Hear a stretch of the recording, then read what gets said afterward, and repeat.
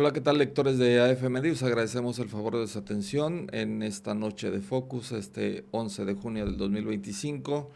Como siempre, como todos los miércoles, es un gusto poder platicar y saludar a Rubén. ¿Qué tal, Rubén? ¿Cómo Muchas estás? gracias, gracias Saúl, muchas gracias, Te buenas agradezco que noches. estés aquí nuevamente. No, es un honor Saúl, muchas gracias. Bastantes temas que surgieron en la semana, Rubén, en temas internacionales, nacionales, por supuesto en la parte política. Y vaya situación en la que se encuentra en este momento otra vez la relación diplomática entre México y Estados Unidos, el tema de los migrantes, las manifestaciones en California, las acusaciones directas entre la Casa Blanca contra la presidenta de México, Claudia Sheinbaum, por estas manifestaciones en California y en algunos otros estados, y Claudia Sheinbaum a su vez hace o culpa a la oposición en México por esas supuestas declaraciones.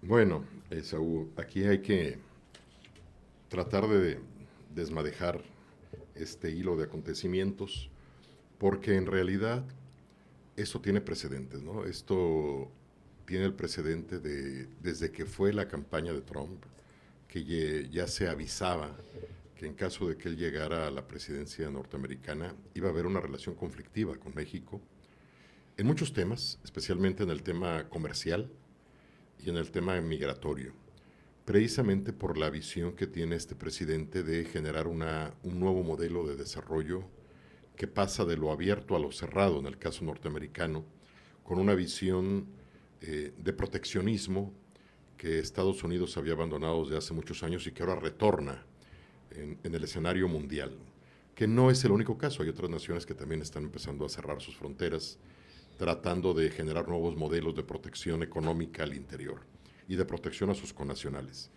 Y bueno, esto ya lo preveíamos y esto obligaba a que el gobierno mexicano tuviera una estrategia muy cuidadosa en la relación bilateral, muy cuidadosa, excesivamente cuidadosa, precisamente para evitar cualquier tipo de malentendido o cualquier tipo de declaración que pudiera ser usada desde la lógica de la tensión bilateral. Y bueno, pues eso no ocurrió. Apenas hace una semana, tanto el gobierno de México había ponderado y había publicitado mucho ciertas felicitaciones de parte de Estados Unidos, de la Casa Blanca.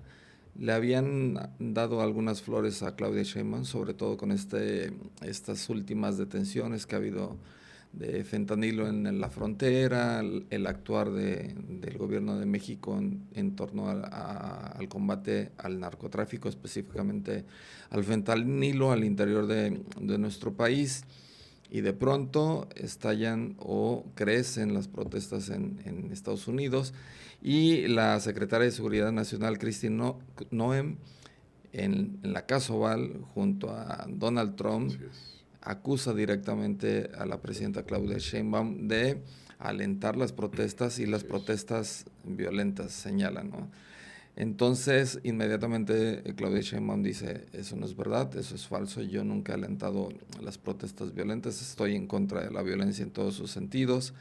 Incluso menciona ayer, dice, ayer menciona que antier, señala, nosotros nunca alentamos, al contrario, manifestamos desde la mañanera que estábamos en contra de la violencia. Pero de pronto le sacan algunas declaraciones que hizo previo a esto, donde señala que si se tomaba la decisión de poner aranceles a las remesas de los connacionales en Estados Unidos, pues iban a manifestarse aquí y allá. Entonces, esta declaración, pues la Casa Blanca la toma como Un preludio, un ¿no? preludio de lo que sucedió, entonces la responsabilizan. Esto tensa más la relación entre México y Estados Unidos cuando, dentro de lo que cabe, se habían calmado las aguas, al menos para México, ¿no? En el tema de los aranceles, en el tema de la presión de seguridad contra México, y surge esto, y aunado a este problema, el presidente del Senado de México se burla de la propuesta de un senador de Estados Unidos, sobre la propuesta de aranceles Así para las es. remesas. Entonces le contesta el senador de Estados Unidos, guess what, o sea, adivina qué, ahora van 5% más de aranceles para la propuesta para México, ¿no? Bueno, esto es clásico de Noroña, ¿no? De nuestro villano favorito. Él es una persona muy responsable, eh, tiene una actitud que no termina de cuadrar en la responsabilidad que asume.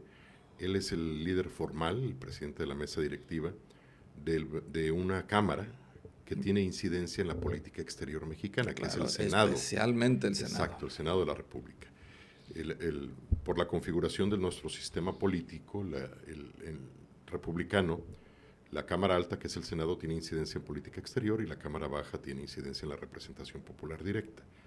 Entonces él está representando un cuerpo legislativo con incidencia en la política exterior y él debería ser muy cuidadoso con lo que dice, bastante cuidadoso. Y bueno, aquí tenemos las consecuencias. Flaco favor le está haciendo a la presidenta, ¿no? Es bastante delicado en estos momentos de la relación bilateral usar una actitud lenguaraz, una actitud confrontativa, una actitud inmadura en el lenguaje, que es lo que está haciendo Noroña, y esto contribuye a atizar, usando sus mismas palabras, a echarle gasolina al fuego, a atizar este problema en la relación bilateral que exige de una visión madura, diplomática, responsable. Ya sabemos que en materia de diplomacia y de política exterior siempre va a haber momentos difíciles, álgidos en una relación bilateral compleja, como lo es la México-norteamericana. Pero si tú aparte le echas más leña a la hoguera, pues digo, más gasolina al fuego, pues nunca vamos a terminar.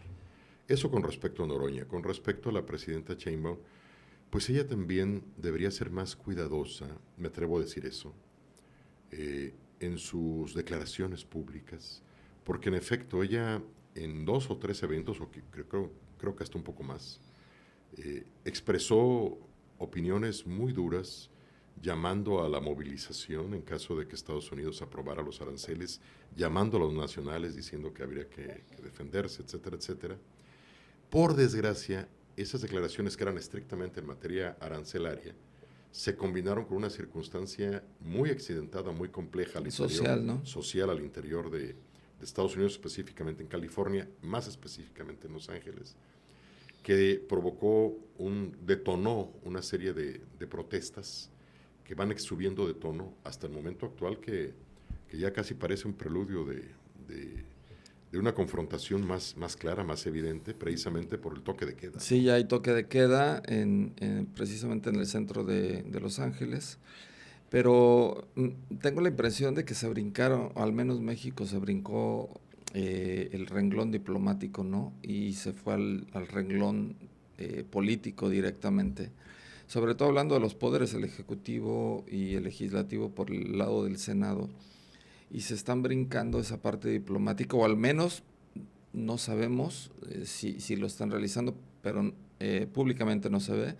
Muy poco sale el secretario de Relaciones Exteriores. La verdad que a mí me llama mucho la atención No existe, parece, ¿no? que en este sexenio una figura tan relevante para México, por la política exterior de México, teniendo de vecino Estados Unidos, no sea una figura de la política exterior el secretario de Relaciones Exteriores. Está Entonces, dormido. sí, a mí me llama mucho la atención esto y me queda claro que al menos en lo público están debatiendo esto en lo político y no en lo diplomático. Eso es muy complejo de llevar con Estados Unidos, ¿no? Sí, claro, y bueno, vaya, tenemos muchas debilidades. Por una parte, bueno, este secretario de Relaciones Exteriores que tenía México, que no da el ancho. Eres un médico prestigiado, académico prestigiado, es rector de la Universidad Nacional, pero para todo se necesita oficio, ¿no? Tú no puedes simplemente por tu prestigio personal colocarte en una posición en la que no tienes las herramientas. Y además nadie es bueno para todo, ¿no? Claro, profesionales, para poder enfrentar un reto de esta naturaleza, siendo que hay una gran tradición de la formación de especialistas en política exterior en México, que están por allí, nomás que están desaprovechados, ¿no? Hay hasta un instituto dedicado al estudio de las relaciones internacionales, el Instituto Matías Romero, etcétera, etcétera. Vaya, se han formado muchas generaciones de especialistas en política internacional, pero el secretario actual no es uno de ellos. Y luego tenemos a la propia presidenta que a veces siento que no mide el impacto de sus palabras. A veces cuando se enfrenta a un evento en una entidad, siento que se concibe a sí misma como una dirigente de partido, como que está en un mitin político, y de repente expresa opiniones muy duras que no corresponden a su responsabilidad como jefa de Estado, que tiene que ser un lenguaje más cuidadoso, más ponderado, en el que no se den resquicios para pretextos de acusación como ya le ha pasado. Esos, digamos, deslices fueron aprovechados por la Secretaría de Seguridad norteamericana para acusarla, lo cual es algo muy grave, es algo muy grave, muy que da muchos elementos para una confrontación claro. política y diplomática. La acusa directamente frente a Trump, frente al presidente, en la Casa Blanca. En rueda de prensa. En rueda de prensa la acusa directamente de alentar los disturbios. Es algo muy grave. Y la presidenta pues tuvo que decir que no, oiga, no. Yo al contrario he estado llamando. Vaya, tuvo que hacer una serie de declaraciones que la debilitan, a mi juicio. Y yo creo, Esaú, que aquí se ha olvidado que esto es política. Y que en la política a veces te pueden acusar de algo, por eso no tienes que dar motivos de muchas cosas. Te pueden acusar de algo no porque piensen que es cierto, sino porque la circunstancia es favorable para que te acusen de algo, como Claro. ahorita es el caso, y eso te debilita. Y eso hace que en una relación, en una negociación posterior, pues llegues debilitado o debilitada en este caso, a enfrentar un poder tan grande como es el norteamericano en una negociación y que la enfrentes con debilidad, una circunstancia de debilidad. Sí, que no tengas condiciones, al menos te presentas con condiciones negativas para Así es. negociar y prácticamente tienes que leer el script que te manden para ver si qué sí aceptas y qué no puedes aceptar. Esto, y también llama la atención que la presidenta dijo, bueno, en aras de no tener una confrontación mayor, no le voy a pedir una disculpa pública a la Secretaría de Seguridad Nacional de Estados Unidos. Es entendible, pero bueno, se entiende como que ya te ganaron la partida también ahí, ¿no? Claro, esto es política, no hay que olvidarlo, ¿no? Ahora, en medio de esto que sucede, las acusaciones de la Casa Blanca para el Ejecutivo Nacional, pues surge también esta presión que hay del gobierno de Estados Unidos para el gobierno de México, que se filtra, que ya empieza a darse a conocer, al menos en Estados Unidos, y de allá se filtra hacia acá. La presión de Estados Unidos para que el gobierno de México comience a investigar cierto número de figuras políticas, incluso pertenecientes al partido Morena, gobernadores, integrantes del Comité Ejecutivo Nacional de Morena y algunas otras figuras relevantes de este partido en el poder, y empieza a hacer esa presión para que los vincule y que en dado caso de que las figuras que están señaladas, que no tenemos todavía certeza de quiénes son, que las figuras que estén señaladas y que tengan denuncias en Estados Unidos sean extraditados para Estados Unidos. Entonces, Terrible presión, terrible. es una presión que no me la quiero imaginar la que tiene la presidenta. Terrible. Y sin duda alguna, en la próxima reunión que habrá del G7 y que se estima que tendrá la primera reunión personal con Donald Trump, vaya situación en la que se encuentra la presidenta de México, ¿no? Sí, vaya, y vuelvo a lo mismo. Olfatearon en la política el rival o la parte opositora olfatea si estás débil. Y si estás débil, pues te ataca. La política es como un juego de depredadores, ¿no? El depredador que está enfrente, si olfatea que tú tienes miedo, te va a atacar. Y va a presionar más, va a hacer más. Si olfatea que estás seguro y que estás fuerte en tu posición, que tienes muchos elementos para defenderte, el depredador no ataca, como en la naturaleza. Los depredadores en la naturaleza no atacan al animal fuerte, Claro. aunque sea un herbívoro. Atacan al animal desvalido, al herido, al cachorro, ¿no? Eso ocurre mucho en el ambiente político y esto está retratado en libros de texto, películas, libros académicos. Vaya, no hay necesidad de insistir mucho en eso. Solamente citaría el ejemplo de una película muy famosa de Danton, en la que el famoso encuentro entre Robespierre y Danton, dos líderes de la Revolución Francesa, y Danton hace lo posible por ridiculizar a Robespierre, le sirve la copa hasta el tope para que el otro la derrame y el otro nunca cae en el juego. genera toda una estrategia de frialdad, de ecuanimidad, que desarma a Danton. Vaya, son momentos que ha retratado el séptimo arte, que Sí, implican claro. las relaciones de poder, ¿no? Que retratan las relaciones de poder. Y aquí esta presión está subiendo de tono. Si todo parece indicar que hay altos funcionarios del gobierno o políticos vinculados a Morena que pueden estar en la mira del gobierno norteamericano, pues esto va a ser una presión adicional para la presidenta y ya ella tiene que ir previendo desde ahorita qué va a hacer. Porque imaginemos que Estados Unidos exige que se procese a personas como las que le ha cancelado la visa por algún vínculo delictivo o por alguna relación delictiva, pues la presidenta tiene que reaccionar con mucha ecuanimidad y decir, a ver, yo no voy a proteger delincuentes. Exigiría, estoy de acuerdo, va a haber pruebas. Preséntame pruebas. Es lo primero que esperaríamos del Claro, Ejecutivo, ¿no? pero en algún momento de ella tiene que tener la decisión soberana de decir, a ver, yo delincuentes no voy a proteger. No voy a meter los intereses nacionales en juego por proteger delincuentes o posibles delincuentes. Que enfrenten su propia... O señalados, ¿no? Sí, que enfrenten su propia responsabilidad. Claro.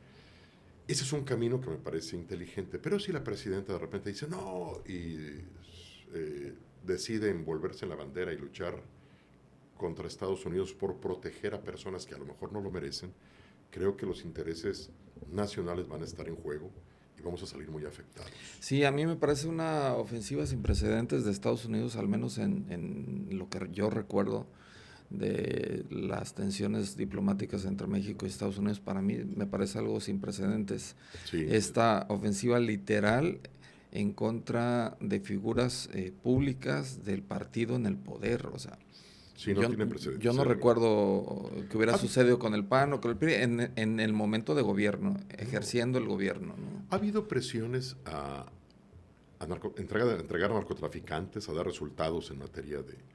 Hay un precedente de un exfuncionario, que es el que fue secretario de Seguridad de Felipe Calderón, Ajá. que está ahorita encarcelado, Procesado. pero no fue una presión al gobierno actual para que lo entregara. Sí, O sea, exacto. lo agarraron y pues, bueno, creo que estaba en Estados Unidos y Sí. lo agarraron.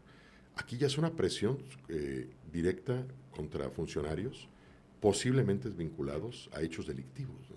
Sí, y la presión viene del más alto nivel, o sea, obviamente entendemos que es con autorización de Donald Trump, pero Marco Rubio ya han tenido 3 reuniones entre funcionarios de alto nivel de México y Estados Unidos, y se menciona en la prensa estadounidense que en las 3 reuniones Marco Rubio, que es el secretario de Estado de Estados Unidos, ha puesto en la mesa el tema, o sea, queremos que se investigue a estas personas y en el dado caso de que sí tengan delitos o señalamientos en Estados Unidos, no los entreguen en extradición. Ya no es una sola vez, no son 2 veces, ya 3 veces, entonces la presión ya es sistemática del gobierno de Estados Unidos. Lo está presionando en la parte política, lo está presionando en la parte económica y lo está presionando con estas insinuaciones de corrupción o narcocorrupción en el partido en el poder. Así es. Y fíjate que aquí es donde aparece esta disyuntiva. Si tú defiendes a políticos posiblemente o a funcionarios posiblemente vinculados a hechos delictivos, ¿eso es una defensa de la soberanía? Esa es la disyuntiva, ¿no? O sea, si tú confundes esa percepción de tener funcionarios mezclados con hechos delictivos y tú lo confundes con una defensa de la soberanía, creo que es un error. Bueno, si hay funcionarios mezclados en hechos delictivos que pueden estar susceptiblemente vinculados a procesos en Estados Unidos, bueno, pues ni modo, responsabilidad de ellos. Sí, pero también está entre la espada y la pared del gobierno de México, porque lo hemos mencionado varias veces aquí en Focus, que no solo están defendiendo a la persona, lo que defienden es la marca, ¿no? Si uno cae, esta retórica, este discurso de que nosotros somos diferentes, Que no somos iguales, ¿no? se puede venir abajo, o sea, y puede ser una cadena de naipes ahí, ¿no? Sí, aunque yo creo que en la política se requiere pragmatismo. Y yo creo que en todo movimiento político, en todo partido, debe haber elementos indeseables y elementos corruptos. Y no porque haya 5, 6 o 10 de ellos, todos todos van a ser así. Exacto. Entonces yo creo que la presidenta debe deslindar mentalmente muy claramente eso, y el partido en el poder, y decir, a ver, vaya, no por estos 5, 10 o 20, los que sean, funcionarios corruptos o presuntamente corruptos, vamos a sacrificar nuestra marca como partido. Entonces, ni modo, que enfrenten las consecuencias, y creo que hasta se fortalece el movimiento político en el poder, porque se ve que no hay impunidad, que no están protegiendo exacerbadamente a alguien que no lo merece. Que ¿verdad? Precisamente sería hacerlo distinto, ¿no? Claro. En cambio, creo que es más dañino para el partido en el poder empeñarse en defender a alguien indefendible. Porque entonces sí, ahí el daño a la marca es irreversible. Sí, claro, y además Estados Unidos ya puso, bueno, la presión, pero además dijo, si no hay acción del gobierno mexicano a esta petición que ya la han realizado 3 veces, nosotros vamos a actuar en términos económicos, o sea, vamos a incrementar aranceles en presiones. Entonces, yo sí veo una relación, digo, una situación muy compleja en términos diplomáticos. Creo que nos está faltando a México mayor experiencia, o al menos actuar con mucha pericia en esta... Astucia. Sí, y creo que estamos quedando en evidencia ante Estados Unidos. Sí, claro. Se está enseñando a Estados Unidos con nosotros. Sí, esto es un momento, Esaú, donde debe brillar la astucia, la inteligencia, el pragmatismo. Para eso se inventó la ciencia política, ¿verdad? Desde Maquiavelo para acá, o sea, Claro. para que el líder de Estado y los hombres de Estado y mujeres de Estado actúen en beneficio del país y no en beneficio de un pequeño grupo. Sí, no es nuevo esto. Esto no es nuevo, no digo, es nuevo, se necesitan mucha astucia, mucha inteligencia, precisamente para que salgamos adelante de estos momentos difíciles. Pero si el camino va a ser, no, me envuelvo la bandera, voy a defender a mis corruptos, que no me los toque nadie, me refugio en Cuba y Venezuela, que son mis aliados, eso es un camino aterrador, que no va a resultar en beneficio de nuestro país ni de nuestra población. Tenemos que pensar en términos pragmáticos y enfrentar la astucia con más astucia, ¿no?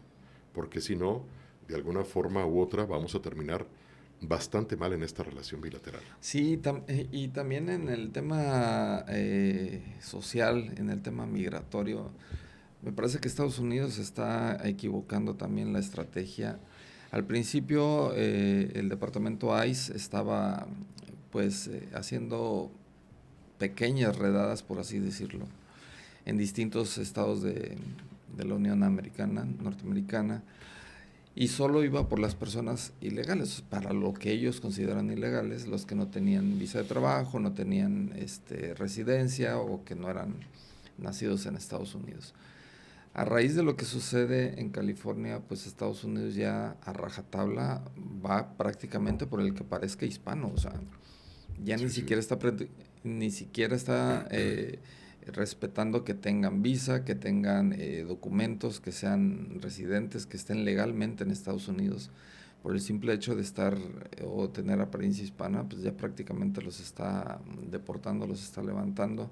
Hay N cantidad de ejemplos que hemos visto en cadenas estadounidenses, y esto sí llama mucho la atención. Y también me refiero porque creo que está equivocando la estrategia Donald Trump, porque bueno, la comunidad hispana es una comunidad muy grande. Hay muchísimo ya residente que tienen toda la legalidad en Estados Unidos. Y hubo un altercado entre el presidente Trump y el gobernador de California, donde el presidente de Estados Unidos le decía, bueno, si tú no pones fin a estas protestas, te vamos a cancelar todas las participaciones federales o los fondos federales para California. El gobernador de California le dijo, bueno, si quieres que entablemos esta discusión en esos términos, quédate con los fondos federales. California prácticamente mantiene a Estados Unidos y nosotros nos quedamos con los impuestos de California, y prácticamente podríamos ser independientes, y en una de esas hasta nos regresamos a México, le dicen, ¿no? Entonces, creo que también Donald Trump en esa tesitura de ser intolerante, de ser intransigente en ciertos aspectos con sus connacionales o con sus gobiernos internos, creo que también le va a causar muchísimos problemas, ¿no? Sí, claro. Es algo que creo que se pudo haber tramitado de otra forma, pero por algo lo está haciendo, ¿no? Tiene una estrategia en mente y la estrategia la está siguiendo el guión de una estrategia que todavía no alcanzamos a visibilizar qué es lo que desea en efecto. De seguro tiene algún movimiento entre manos. De entrada hay una posición partidista, ¿no? Porque el gobernador de California es demócrata. Es demócrata. Y bueno, el presidente norteamericano republicano ya tienen una tensión fuerte allí. Me da la impresión que el gobernador de California, si maneja bien sus cartas, se va a convertir en un fuerte aspirante, sí, claro, a la próxima presidencia. Si logra aguantar este escenario tan duro en términos políticos y diplomáticos y, bueno, militares. Pero de alguna forma esto es jugar con fuego, ¿no? Porque los gobiernos de tipo federal, como en el caso norteamericano o como el caso mexicano también, habrá que recordar que están integrados por un pacto de entidades que se unifican en aras de un proyecto común. sí, claro. Si ese proyecto común está en crisis, las entidades pueden verse tentadas, como este caso, que ya decirlo en declaraciones ya es bastante fuerte, pueden verse tentadas a decir, no, bueno, pues entonces me separo de la Unión y me mantengo independiente. Eso lo puede decir California, que tiene, creo que he visto estudios que dicen que si fuera un país independiente sería una economía muy fuerte a nivel internacional incluso. Prácticamente, ¿no? California, Texas, mantienen mantienen la Unión. El imperio económico norteamericano, ¿no? Entonces, vaya, es algo muy delicado, pero a final de cuentas es un asunto de política interior en Norteamérica. Y los funcionarios mexicanos deben ser muy cuidadosos en estar opinando este tipo de circunstancias, porque en lugar de que sea benéfico para nosotros, se vuelve un efecto boomerang, ¿no? Y digo, aquí lo podemos opinar los analistas y podemos profundizar en ello, pero imagínate el líder del Senado opinando sobre la política. Sí, claro, o sea, sobre la política en general, sí, claro. Y sobre la situación en Baja California, en las Californias. Entonces vamos a tener un escenario muy delicado en lo político en los siguientes días. Y ahora, volviendo al tema de los problemas que tiene México, ¿cuántas críticas hubo a nivel internacional contra la elección del Poder Judicial, ¿no? Críticas severas, incluso de la OEA, señalando que no recomendaba este tipo de acciones electorales a ningún país, cuestionando la legitimidad de una acción electoral de este nivel. Y México, al menos el partido en el poder, pues defendiendo una elección del Poder Judicial que a todas luces pues fue deslucida, que a todas luces tuvo el rechazo de la población en general, un 13% de votación, es ínfimo. Entonces, yo no sé, incluso lo platicábamos ayer contigo, de los señalamientos de que México pues ya no es una democracia, ¿no? Sí, vaya, hay analistas muy prestigiados en el ámbito internacional que han dicho con todas sus palabras, vaya, México ya no es una democracia. México ya está en una situación de clasificación de un autoritarismo electoral. ¿Por qué autoritarismo electoral? No es una dictadura en el sentido tradicional del término porque hay elecciones. Claro. Pero es una etapa tantito abajito. Bueno, pero hay elecciones en Cuba y en Venezuela, claro. Y tú sabes. Ahí está Cuba, ahí está Venezuela, que son autoritarismos electorales. O sea, hacen elecciones que las elecciones solamente sirven para maquillar y dar la imagen cosmética de que están en una democracia, pero en realidad es un dominio personalizado de partido hegemónico o de grupo hegemónico. Entonces México, con esta elección del Poder Judicial, en lugar de resultar benéfica para nuestro sistema político, se convirtió en un modelo de clasificación que degrada nuestra democracia y la coloca en el umbral de un autoritarismo electoral. Es algo bien peligroso, bien difícil. Yo espero que en los siguientes meses y años, en lugar de que se profundice esta noción de este modelo de autoritarismo electoral, podamos regresar al modelo de una democracia imperfecta, si quieres, pero democracia al fin. Sí, y en el inter del proceso electoral del Poder Judicial, pues tú recordar los señalamientos que hubo contra diversas figuras que estaban compitiendo o participando en el proceso judicial. Termina la elección judicial, prácticamente ya sabemos quién va a ser el presidente de la Suprema Corte de Justicia de la Nación, y empiezan a surgir diversas señalamientos y declaraciones en contra de él. Lo señalan pues de corrupto, el propios sectores indígenas, ¿no? De donde, Claro. que es el sector que en teoría lo había arropado a él, y lo empiezan a señalar incluso también al que será el presidente de la Suprema Corte de Justicia. Entonces, ellos alegan que tienen la legitimidad, que están los que resultaron vencedores del proceso de la elección judicial, que llegan con legitimidad, pero ¿qué legitimidad puede tener 13%, Rubén? Sí, claro. Fue una elección con muy magros resultados. No sirvió de legitimidad, de darle... La palabra legitimidad implica un contraste con legalidad. Claro. Aquí lo que se logró es legalidad, se logró un proceso legal, pero no legítimo. Es decir, cumple los requisitos que se establecieron legalmente, y vaya que los cumple maltrechamente porque hubo muchos problemas ahí, pero no cumple lo de darle el sustento social y político para que se afirme una medida, como es en este caso la reforma al Poder Judicial. Entonces vamos a tener un Poder Judicial ilegítimo. Estaba viendo que acababa de llegar Bernardo Batis a un evento y fue abucheado, que es el de los electos para este órgano de control del Poder Judicial, y fue abucheado, y eso es un reflejo de esa ilegitimidad de origen. Ya le están llamando a esta corte la corte de los acordeones, ¿no? Precisamente porque, aparte del bajo porcentaje de votación, aparte de los grandes errores que tuvo la jornada electoral, aparte de todo hubo la sospecha de inducción del voto mediante los famosos acordeones. Entonces, estamos en un escenario bastante complicado, y la Suprema Corte, en lugar de darle fortaleza al Estado mexicano, al sistema político mexicano, le dio debilidad.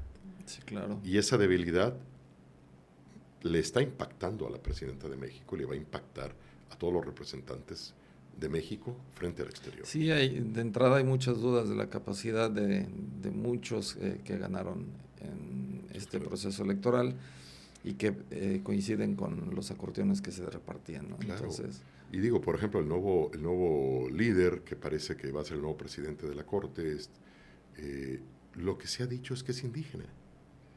Y él mismo lo que ha dicho son declaraciones que parecen inscribirse en esa lógica de que es que soy indígena. Yo no quiero usar toga, yo quiero vestirme a la usanza tradicional. Me parece maravilloso. Digo, México es un país pluriétnico, ¿no? Y pluricultural.